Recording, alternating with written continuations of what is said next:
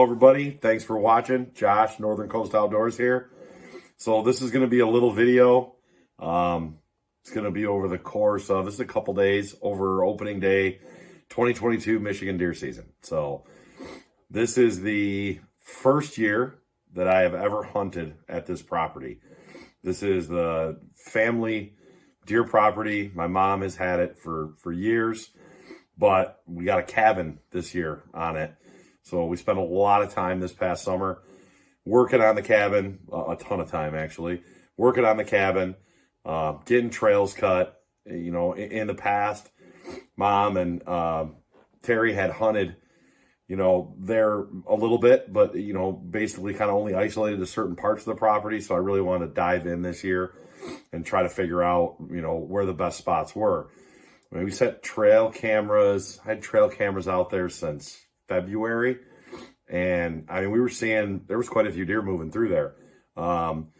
It wasn't until late summer that I really, we cut some trails and put some trails in, that I found this spot that I just thought was, you know, it was textbook perfect spot of where you would think deer would be. There was a ton of sign. I actually hung a camera, and the weeds grew up so tall by midsummer that you couldn't see. But before that, it was just catching deer moving through. And this spot, I mean, the best way to describe it is, you know, there was a swamp probably 25, 30 yards behind me, and 25, 30 yards in front of my stand was the creek. So this little strip of triangle land that was sandwiched in between this creek bed and a swamp behind me and a swamp to my left. Super thick bedding area in front of me, hardwoods past the swamp on the left. So I'd set that camera there right before I went to Wyoming. Or no, I probably set it there in August. And we started getting really, really nice pictures of bucks. And as we moved into September and October, it was kind of insane. I kind of felt like I was the, you know, best hunter in the history of the planet. And I found myself the best spot, and it was just going to be a, you know, a slam dunk. I mean, we were getting pictures of an absolute gorgeous 10, probably the biggest whitetail I've ever seen in Michigan. A beautiful 9-point, two really nice 8s, and they were coming in all the time. The issue is when when I would go there to bow hunt, we would get there, I'd bow hunt, and I would see just some little bucks and some does. And then those big bucks, I would get no pictures of them for 3 to 5 days. Every time I hunted, 3 to 5 days, no pictures of bucks. And then they'd come back. And the next time I'd go there, I'd have pictures of them right up to then. And then the same thing. Nothing after I was there hunting. So it didn't take me long, two trips basically, to figure out that while I did have a really, really good spot, it was only a really, really good spot if I could drop in with a parachute. Because to get to that spot, I was basically had to walk through right where the deer were, right through the ways they were coming in. I even think maybe through some of the bedding. There was a small ridge, maple trees and oak trees between the two swamps.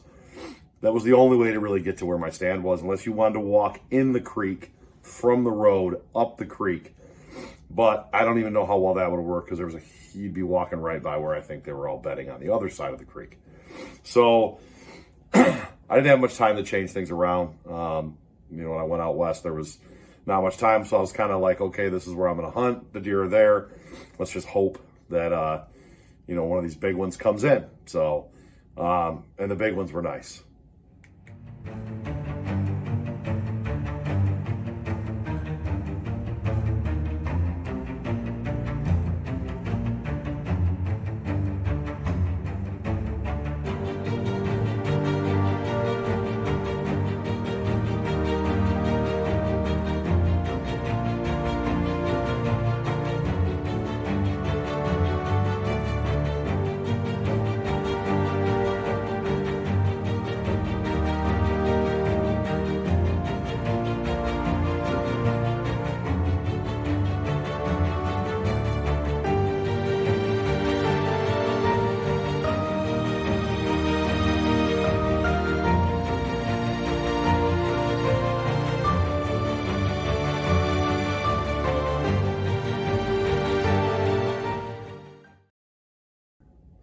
Okay, so I think you can agree with me that anybody, at least anybody that I know, would have been very happy to shoot any one of those bucks that we had.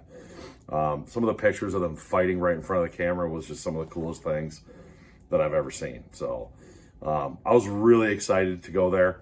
I got there on Sunday before opening day. Opening day was on Tuesday. So I was going to bow hunt Sunday, Monday, gun hunt Tuesday, Wednesday, come back to work Thursday, Friday. So when I got there on Sunday morning, I didn't get there till midday Sunday. On Sunday morning, 9:30 in the morning, that big 9-point. So 11:13, that big 9 points there in the daylight, 20 yards in front of my stand.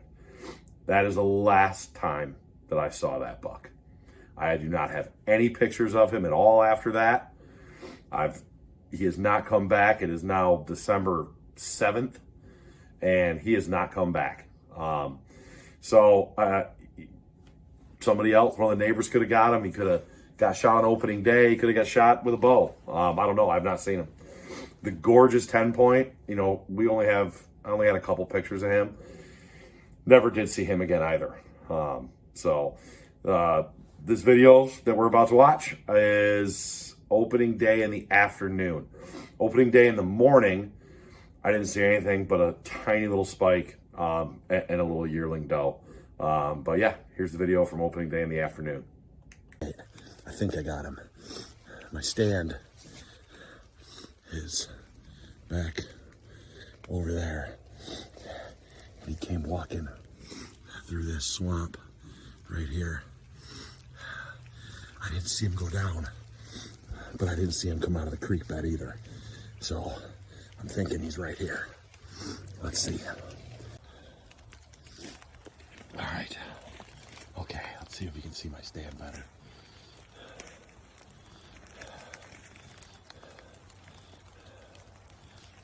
My stand is right over there. And he came walking right down this trail. It's snowing good now. I hope I got him. I didn't see him come out of the creek though. I didn't see him come out of the creek. I think he was standing right here.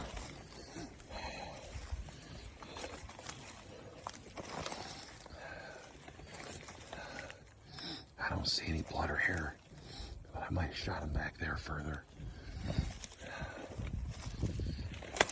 He definitely came this way. Tracks. Oh, that might be some blood.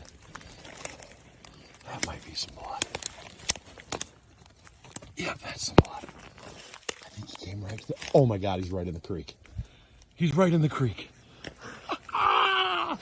Oh, he's in the creek. No way. He's right there. He didn't go 15 yards. That's awesome. I think it's the 8-point. I think. One. I think he's an 8. I can't tell. All right. I gotta get on the other side of this creek.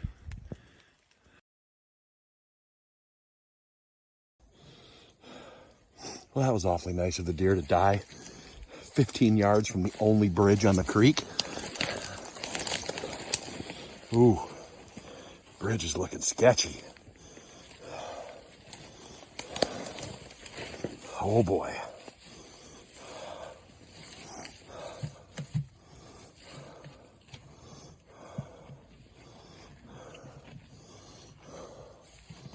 Let's get down there. Let's get down there. Dude, are the deer literally crossing the bridge? No, right next to it. How am I going to get over there? All right. I'm going to have to put the phone down for a minute here. Okay. Through the crazy stuff. Let's see what this is.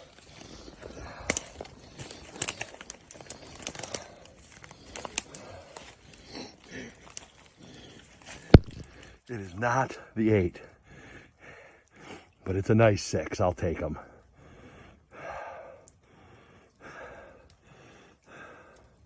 I'll take them. So as you can tell from the video, I was pretty excited. I was pretty excited even though it wasn't the deer that I thought it was. I had actually thought that I had shot the smaller of the two 8-points that I had on camera. When he came in, I could only see that one side, going through a lot of brush, a lot of swamp, and moving. Not really running, but not walking either. You know, the 270, you know, my old reliable Widowmaker, that thing put a hurting on him at about 65, 75 yards, double lunged. I mean, he didn't go 15 yards. So, but I thought it was actually the smaller of the two 8-points. Turns out it was a 6. And I was just as happy with that as I was with one of the 8s. And I'm not going to sit here and lie and say I wouldn't have been over the moon excited if it would have been the big 9, but there'd have been no mistaking the big 9 or the 10. I'd have known that right off the bat. So, but I was happy to take that one. The day got crazy, as you'll see in the next part of this. It turned into an absolute blizzard. The minute I shot that deer, it just started snowing, and it just did not stop all night long. And getting that deer out, I'm going to do better with filming going forward. I got to get my GoPro rigged up on my hat so I can film some of this crazy stuff. I shot that deer at 3 o'clock. I did not get it out of that woods until 6.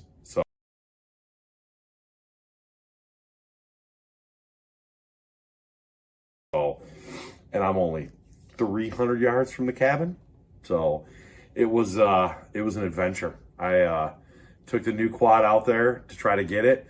And there's so many deadfalls, as you can see in the pictures. It just looks like pickup sticks out there. So I had to drag the deer over a whole bunch of deadfalls to even get it to a point where I thought I could get the quad into. I took the quad out there and I made it almost to where I thought I was going to go, and was driving it over some stuff that I probably should not have been driving my brand new quad over the top of giant deadfalls. Big giant deadfalls, and I actually high centered it on an X. There's logs in an X, and I stuck each wheel in each one of the X's, and it was not going anywhere. So I had to go back, walk back up to the cabin. Mom brought the chainsaw out because I had to get the chainsaw to get the quad out of there. I had to cut the logs so I could get it out of there and pull them out of there. So once I did that, I cut some more, got as close as I could to that deer. I had to drug up to where my actual stand was, and I was able to get the quad to the stand. But it was crazy. It was 3 hours of kind of nuts getting it out of there. So, but we ended up getting out of there. But it was in a complete whiteout by the end of it, which we woke up the next morning, and it was like picture perfect, Michigan second day of deer season, fresh snow everywhere. So it was pretty awesome, which is this next video. Well, it's the next day now. I wish I could have got more video of getting that buck out, because it was an adventure. It took hours to get him out of those woods with all the deadfalls. Had to drag him for quite a ways, use the chainsaw to get the quad in, and as soon as I shot him, it started an absolute blizzard. And now it is a winter wonderland here. So James and Mom are sitting. I'm walking the north side of the property this morning. I waited till daylight. Hopefully I can not push, but nudge something towards them. So far, the only thing James has seen this morning is a little spike. But there's lots of fresh tracks up here in the snow. It is dead calm. And about, 2-3 inches of snow. Perfect for still hunting. So after my little morning walk all the way around the north side of the property, the property is kind of shaped like a big rectangle. The cabin's right smack dab in the middle of it. So that morning, Mom and James went and got in their spots, which James is like almost straight in the middle all the way to the back of the property. And Mom was in the elevated stand, which is in the northern half of the property. And where my stand is kind of on the southern half. But I walked the whole border all the way around the north, north all the way to the northeast corner or northwest corner up to the northeast corner, and then slowly walked it back towards where James was sitting. So I was really hoping to nudge something to him, like I said. I did actually bump something right. I was probably 100 yards from him, and he said something, came flying out of this little swamp, and all he saw was a flash, and it just ran towards the front. So, but it was a really cool day to be out there. But once I got to where he was, we did a little exploring. We actually walked further down until we hit the creek bed, and we discovered a lot of stuff. And we've learned a ton of stuff. I mean, I've learned a ton of stuff about where the deer are moving in this property. And we've, again, if we talk about the property being a rectangle, with roads on this side and roads on the end, and then other people's property behind it, what I've figured out is that the deer are mostly moving north and south. They're coming across that creek bed, moving all the way up to the north. There's the property to the north of us has got some pretty thick woods on. There's a big cornfield that still had standing corn in it. So along the backside, there's a pretty heavily used trail that's almost right on the property line, and there's a couple swamps they have to go through to get there. The middle of the property, which is actually the trail of the buck that I shot, he was coming from the north, going south, and it's right smack dab through the middle of the property into these swamps and across the creek and into that really thick stuff on the other side of it. There's another trail that runs very close to the front of the property, almost right behind the cabin, actually, which is where Mom has actually shot a couple deer in the past out of her elevated platform. Is on that trail is towards the front of it. So the issue is when we're coming in the cabin, right in the middle of the property, to get to all of our spot, we're walking right through where everything's at. So what I've come up with is, you look at this stuff at a macro level when you're there, and you're trying to pinpoint spots and go, yeah, this is good. I'm gonna try to, this trail, this funnel, and this transition. The issue is sometimes when you do that, and you don't really know how the deer are moving through, you end up, going right across where they're coming, busting them out of their beds, or literally catching them walking the trail as you're going in. Which, no, it didn't happen that weekend, but a couple weekends later after Thanksgiving, I was there with my son and hunting, and we walked in the property. We were 80 yards behind the cabin, going into one of the blinds, and there was 4 or 5 deer literally right there. They were just, working that middle trail up the property. So we come to the conclusion that we have to do a lot of border trails and access, hunt from the outside in versus from hunting from the inside out. So I think I've got a good plan. Unfortunately, I don't think I'm gonna be able to hunt that exact spot where I was at this year, where I got all those great pictures from, but it's going to be close to it. I'm actually going to try to get on the south side of the creek looking north, and try to come in from that way, so I'm not walking through that swamp and that ridge and everything else to get to where the stand is now. I think I'll be looking at the same place, but I'm going to have to access it a little different. And I'll probably build a big, tall, elevated shack blind out there to really hide some movement, so I can, sneak in and sneak out and then just be up in there. So I think next year is even going to be better.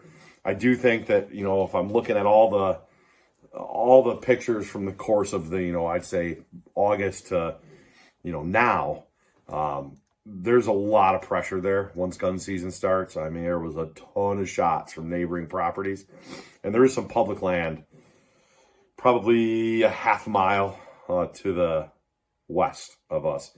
Quite a bit of public land, actually. And there's a lot of guys hunting, and there's a lot of shots on opening day. And I think a lot of guys came up on that weekend before, and as soon as they did that, they really started putting a lot of pressure on the deer.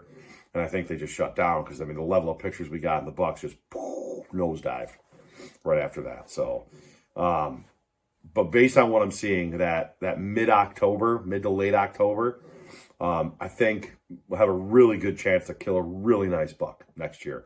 Focused it on that, because they didn't seem very pressured yet then. And then, once the rut kicks in and they start running, who knows where they're going to be. But I think there's a lot of really nice deer there. in that mid-October. And when they're not pressured, I think they'll be a lot easier to kill. So next year should even be better. Lots of new trails. Cabin is still a work in process. It's almost done. At least, of course, we had heat, we had power, we had all the stuff we need, but still doing a lot of stuff finishing on the inside. So now we're looking at, next year for food plots, for shack blinds, moving stuff around, cutting in new trails, building a bridge across the creek, a new bridge, because as you saw, that one's pretty sketchy, and I definitely couldn't get a four-wheeler over it. So next year will be a much, much improved, better thought out plan of how to hunt that property. And I think it could be really good, really good. I mean, the quality of bucks that we saw there, this year was, I was impressed. Like I said, that one's probably one of the biggest ones I've ever seen. So anyways, thank you very much for watching. Don't forget to like and subscribe. Josh, Northern Coast Outdoors. Stay tuned for the next adventure.